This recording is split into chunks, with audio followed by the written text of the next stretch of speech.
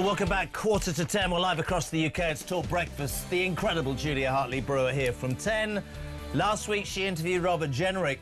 This morning she's got the leader of Her Majesty's Opposition, Kemi Badenoch, will be here, well, on Zoom, I think, but live with Julia from 10 o'clock. So do not seriously miss that. We give all sides of the coin. London is where we broadcast from. I'm at pains to always say we should think outside of the M25, but there is a lady whose cause is close to many people's hearts. We say a very good morning to, please God, the next Mayor of London, Laila Cunningham. Hello. Hi, Jeremy. How are you? I'm all right. Tell me to mind my own beeswax. So I read something on your Instagram last night that the left-wing press are already attacking your family on a personal level, which tells me everything about how terrified the establishment is in London already about you. Yeah, so my mum owns a small hotel, a B&B in Bayswater. She's owned it for decades. And they're trying to insinuate that it's a migrant hotel. You know, I had some random person from Advance attend the hotel yesterday and says she spoke to people. She didn't speak to anyone. It's never, ever been a migrant hotel. It's a cheap B&B in the centre of London from Hyde Park. And, you know, my mum was crying yesterday because she's like, you know, I came to this country with nothing. I worked 6 jobs. I never depended on the government. And I bought this and it's my business. Why are they attacking me and making up stories? Let me ask you a question. Just, I haven't been in politics, but I've been in the media for many, many years, and I've had a couple of tsunamis. Are you ready for what's coming your way? Because the establishment, the press, and other politicians will do exactly what you've experienced because they'll see you as a threat. 1,000,000%. I'm ready. It's just, and I don't mind, attack me as much as you want. It is harder, admittedly, when they go after my mum. Of course. Who's 92. You know, she's absolutely done nothing. Insinuating that, number one, there's crime in the hotel, which there isn't. And then insinuating completely wrongly that it's a migrant hotel and making up lies about it and sending people to it to make up lies. I've always been told that the truth ultimately comes out. Laila, we know the fight starts in London now, and there's a lot of issues in London that you're going to fight on, but just generally a couple of things that I wanted to touch upon today. Actually, not Trump and not Greenland. I need to ask you about the Chinese embassy. I haven't met anybody who has any idea other than this is a horrendous thing. It's because Starmer's in the pocket of the Chinese and after a trade deal. We have allowed in this city the biggest embassy in Western Europe, and even our own security forces are saying that this is a nightmare. Outrageous, Laila. It's outrageous, and it shows that actually, I don't think Keir Starmer is worried about our security. He's so worried about buying. This is after, by the way, he let 2 Chinese spies go almost and get away with it.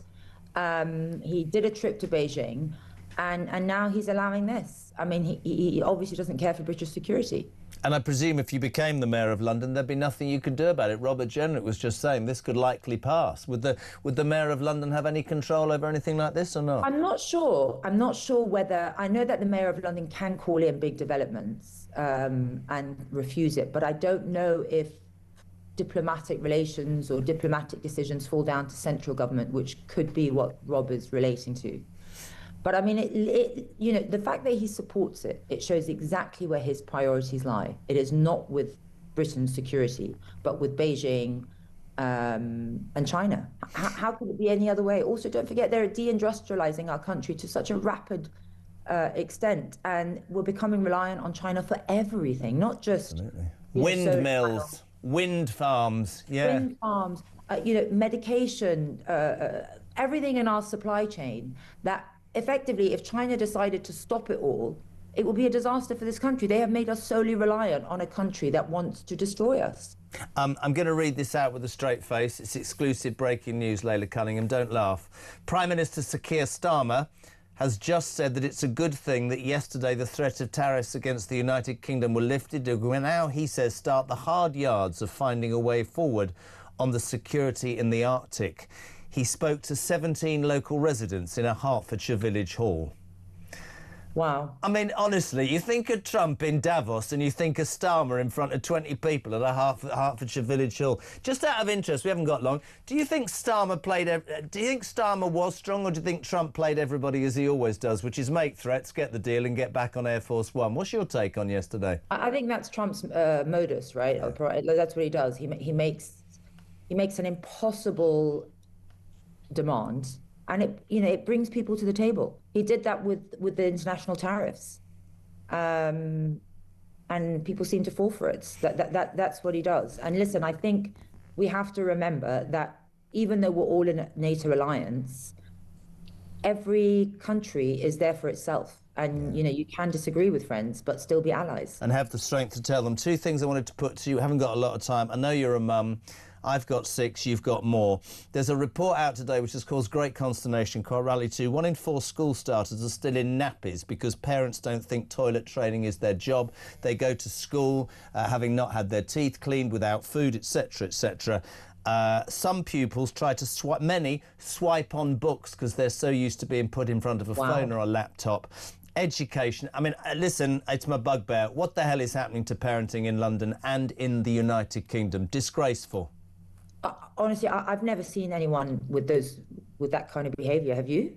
Yes. That's pretty extreme. I promise you it's prevalent. If you go and ask private schools, comprehensive schools, all sorts of schools, there's an increasing number of kids who do not know how to clean their teeth, who come to school having not had clean clothes or a wash or food, and kids in nappies till age. This is genuinely true. This will be happening in London. The other thing that I should tell you about, which is massive today, which will definitely be in London, is this heinous rule by law that the Labour government's bringing in to do bad by our veterans. I'm sure you've seen this morning. Oh, yeah. This is. I mean, in London there'll be veterans on the streets and illegal migrants in hotels, for Christ's sake. It's interesting you say that, because I was actually speaking to someone. My sister met someone in India actually, and he has a property, and he was offered to house. He was offered 20% more than the going rate to house illegal migrants in his property, and he said, I had to turn it down because I said I couldn't fathom how a government would leave British people homeless on the streets, but be housing illegal migrants in a hotel. He said, I just couldn't understand how a government could do that. And he said no. It's like we're saying, thank you so much for everything you've done for our country. We're going to give immunity to the IRA who used to blow people up. You might be 70 living either on the streets or on a crap pension. But you know what we're going to do? We're going to pursue you. Forget you've got PTSD and followed rules. And somebody said earlier on, Laila, we should be going after Tony Blair and Prince Harry then, shouldn't we, if you go along that road? Veterans should be treated as kings. We promised them immunity. And basically, like you said, we're telling them, if you fought for this country, you definitely shouldn't have to fight it again in court. Labour's putting terrorists above troops. Yeah. I couldn't agree more. It figures, these men served under our flag. They served under orders.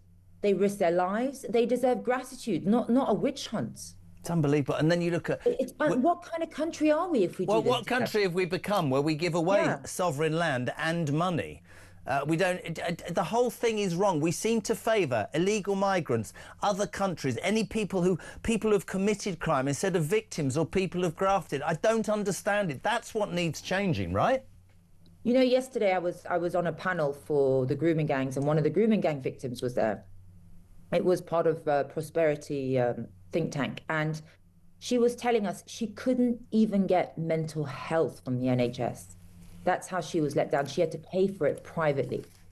And it was harrowing to hear how she was let down by the state. And all I could think of was exactly what you said. Where is the state when our most vulnerable, or those that risk their lives for us? What kind of state are we if we don't stand up for these people? Completely agree. Love having you on. Thank you as ever, Laila Cunningham. The next Mayor of London. Good morning.